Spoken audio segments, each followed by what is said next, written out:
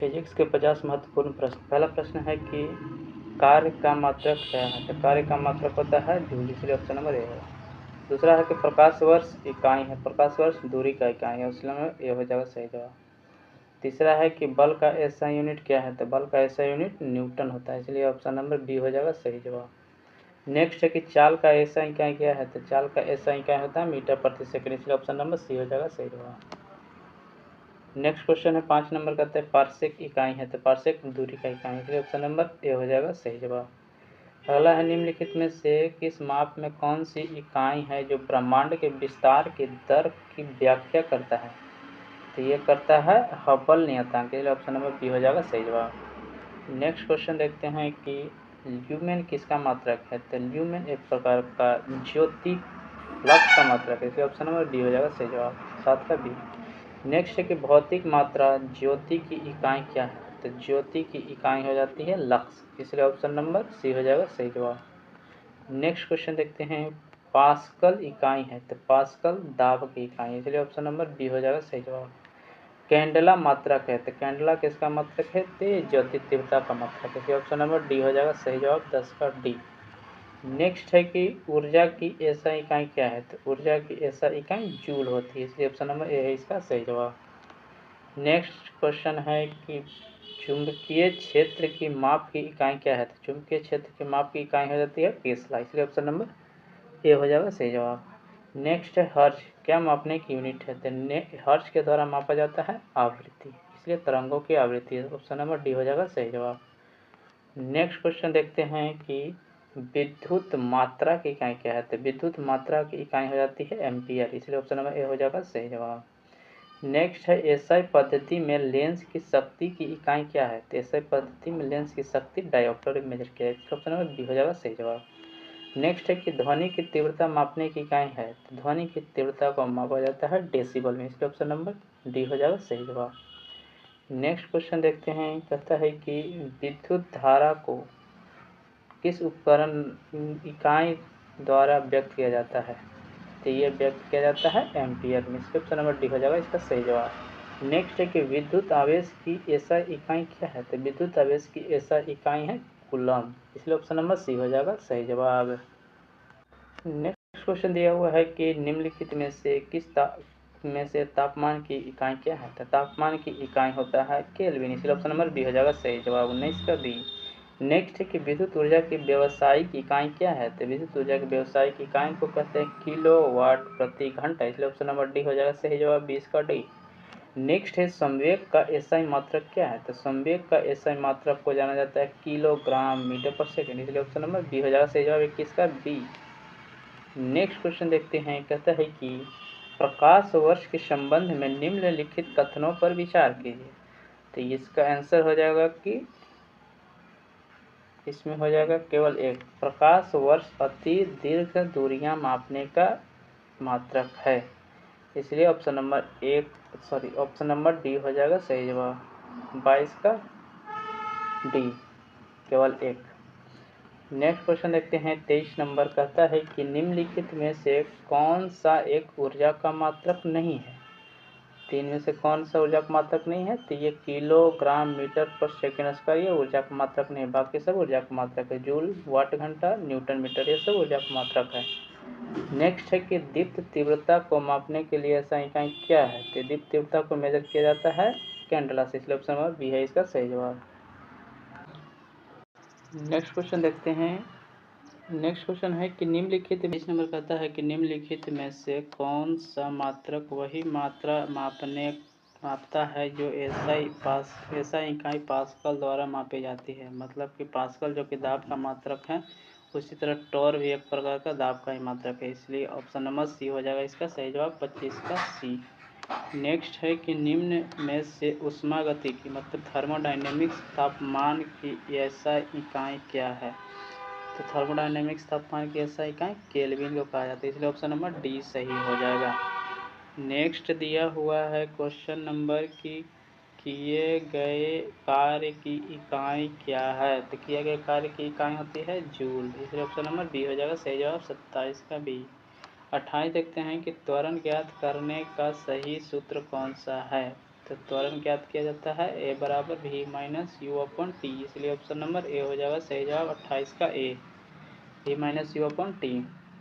Next question दिया हुआ है कि त्वरण का ऐसा इकाई मात्रक क्या है, तो त्वरण का ऐसा मात्रक होता है मीटर पर सेकेंड स्क्वायर, इसलिए ऑप्शन नंबर डी इसका हो जाएगा सही जवाब मीटर पर सेकेंड स्क्वायर।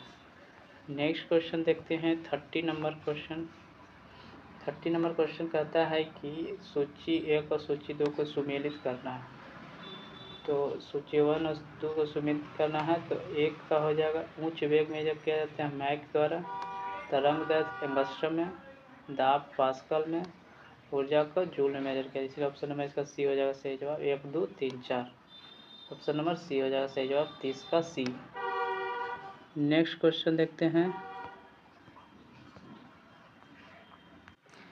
नेक्स्ट नंबर भी है सुमेलित करना, इधर भौतिक राशि दिया गया है उसके इकाई दिया गया है, इसी से मेजर करना है। जैसे दूरी को किससे मेजर किया जाता है, तो दूरी को मेजर किया जाता है दूरी को प्रकाश वर्ष, इसलिए 1 का हो जाएगा 3, और पदार्थ की मात्रा को मोल में मेजर किया, इसलिए 1 हो जाएगा इसका, इसलिए 2 का 1 मतलब 3 और 1, इसलिए ऑप्शन नंबर ए हो जाएगा सही जवाब 3 1 और 2। विद्युत आवेश को कूलम में मेजर किया जाता है और ऊर्जा को वाट घंटा में, इसलिए ऑप्शन नंबर ए इसका हो जाएगा सही जवाब।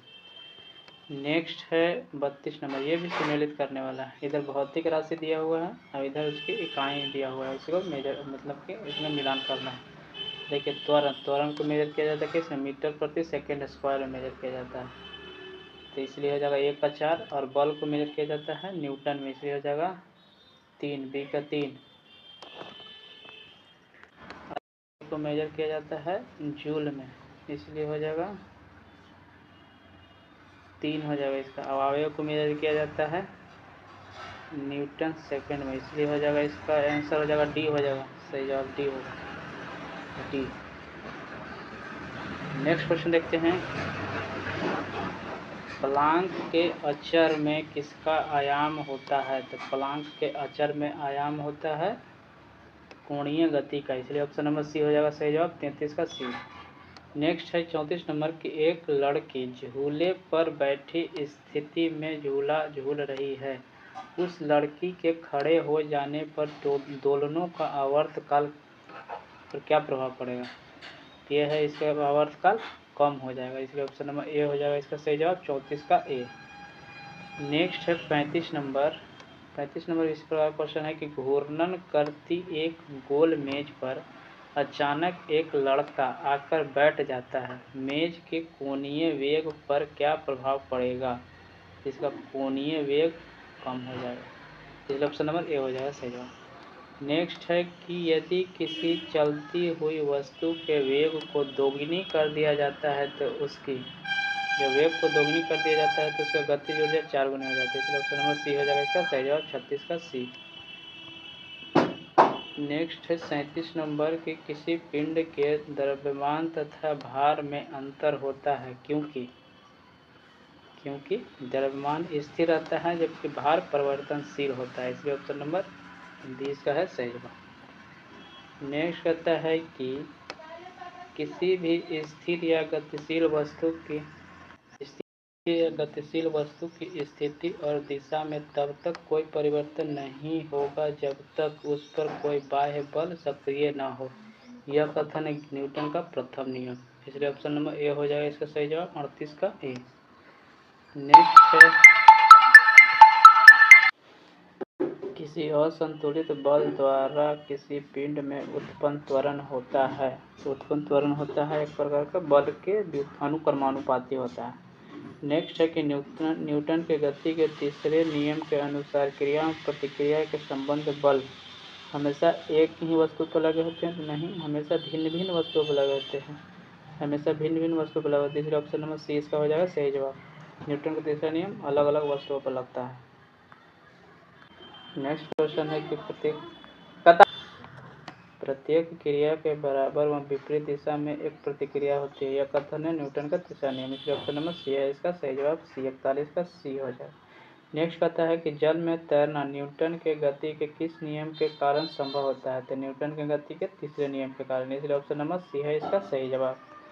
नेक्स्ट क्वेश्चन देखते हैं 43 नंबर। कोई पिंड तब तक अविरामावस्था में ही बना रहेगा जब तक कि उसका कोई विरामावस्था में ही बना रहेगा जब तक उसका कोई बाह्य बल कार्य नहीं करता है। यह कथन है न्यूटन का, इसलिए न्यूटन का। इसका ऑप्शन नंबर ए हो जाएगा सही जवाब 43 का ए।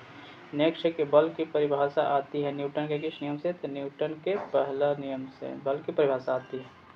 नेक्स्ट क्वेश्चन है 45 नंबर की। किसी पिंड के उस गुणधर्म को क्या कहते हैं जिससे वह सीधी रेखा में विराम या एक समान गति की स्थिति में किसी भी परिवर्तन का विरोध करती है? तो ये विरोध करती है जड़त्व के कारण। इसका ऑप्शन नंबर बी हो जाएगा सही जवाब। नेक्स्ट है कि किस नियम को जड़त्व का नियम भी कहा जाता है? तो न्यूटन के प्रथम नियम को ही जड़त्व का नियम कहा जाता है। 46 का ए हो जाएगा। नेक्स्ट देखते हैं 47 नंबर कहता है कि गाड़ी खींचता हुआ घोड़ा किस बल के कारण आगे बढ़ता है? तो ये बढ़ता है पृथ्वी द्वारा घोड़े के पैरों पर आरोपित बल से, इसलिए ऑप्शन नंबर डी इसका है सही जवाब। नेक्स्ट क्वेश्चन दिया हुआ है 48 नंबर की। चलती हुई बस जब अचानक ब्रेक लगती है तो उसमें बैठे हुए यात्री आगे की दिशा में गिरते हैं, इसको किसके द्वारा समझाया जा सकता है? इसको समझाया जा सकता है न्यूटन के पहले नियम से। नेक्स्ट क्वेश्चन है कि निम्नलिखित में से रॉकेट किस सिद्धांत पर कार्य करता है? तो रॉकेट कार्य करता है गति के संरक्षण सिद्धांत पर, इसलिए ऑप्शन नंबर सी इसका है सही जवाब। नेक्स्ट क्वेश्चन है 50 नंबर की। अश्व यदि एकाएक चलना प्रारंभ कर दे तो अश्वारोही गिरने की आशंका का कारण है। तो आशंका का कारण हो जाता है इसकी विश्राम का जड़त्व, तो इसलिए ऑप्शन नंबर सी इसका है सही जवाब। यहाँ पे 50 जो कि फिजिक्स से संबंधित क्वेश्चन था, पार्ट 1 इसका समाप्त हो गया। अभी इसमें से 200 प्लस क्वेश्चन बचा हुआ है और नेक्स्ट पार्ट 2 में अगला 50 क्वेश्चन लाएंगे, मतलब कि 50 से 100 तक अगला में आएगा। इसके बाद आएगा हर वीडियो में 50-50 क्वेश्चन का सीरीज हम लोग लाएंगे। इसी तरह से वीडियो देखते रहें। वीडियो को अच्छा लगे तो शेयर, सब्सक्राइब, लाइक जरूर करें। वीडियो देखने के लिए धन्यवाद।